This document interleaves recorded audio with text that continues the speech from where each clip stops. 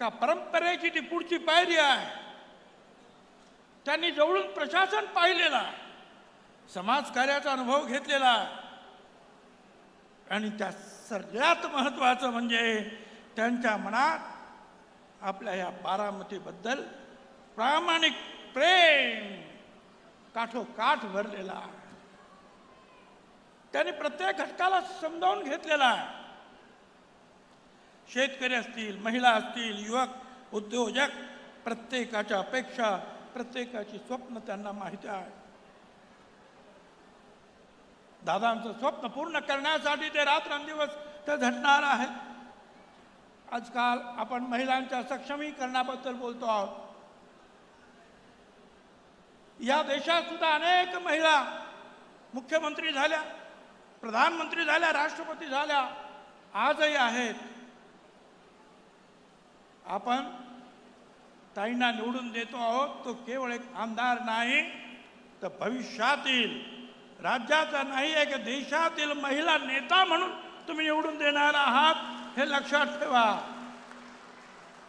ती वेळ तुमच्या आमच्या आयुष्यामध्ये नक्की येईल.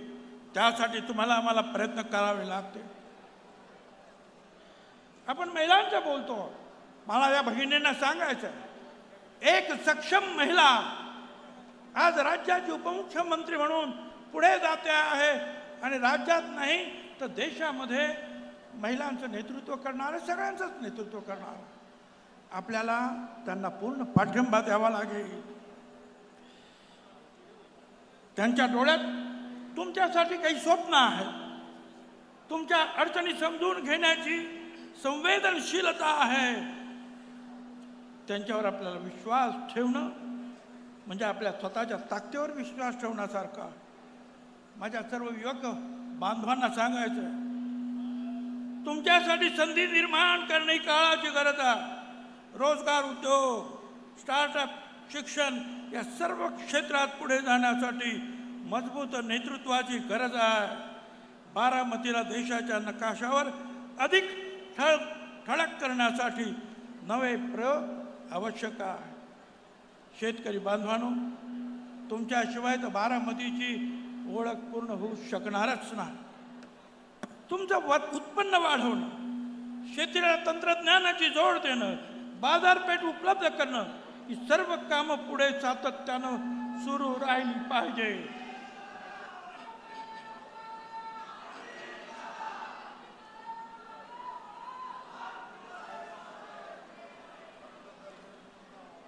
सुप्रियाताई आलेल्या आहेत,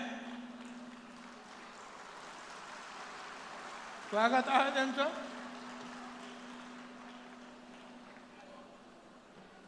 त्यांनी ते सगळ्यात सुरुवातीला जाहीर करून टाकलं की आमचा सुनेत्राताईंना पाठिंबा आहे, आम्ही उमेदवार उभं करणार नाही.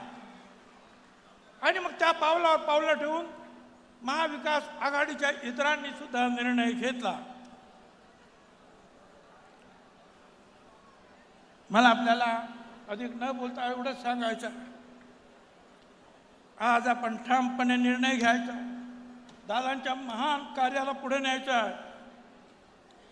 भावना आपल्या मनात आहेत, कारण आपण भावनिक आहोत, पण त्याच वेळी आपली जबाबदारी सुद्धा आहे. या भावनेला ताकद बनवायची आहे आणि दुःखाला प्रेरणेत बदलायचं आहे. बांधवांनो आणि भगिनीनो, दुःख जरी मनात असलं तरी अश्रू पुसून उभं राहायचं आहे. आता निर्धार करायचा आहे. मतांच्या एका बटनातून भविष्य घडवायचं आहे. ज्योत विजू देणार नाही, हाच आपला निर्धार आहे. बारामतीच्या विकासासाठी तुम्ही आम्ही सगळे तयार आहोत. धन्यवाद. जय हिंद, जय महाराष्ट्र. धन्यवाद भुजबळ साहेब. दरम्यान बारामती लोकसभा मतदारसंघाच्या खासदार सौ सुप्रियाताई सुळे यांचं आगमन झाले. ताई, आपलं स्वागत. तसेच राज्यसभेचे खासदार रामरावजी वडकुते सर यांचेही स्वागत. मी विनंती करेन, वडकुते साहेब, आपण आपलं मनोगत व्यक्त करणार आहात. आजच्या सांगता सभेच्या निमित्ताने राज्यसभा खासदार रामरावजी वडकुते.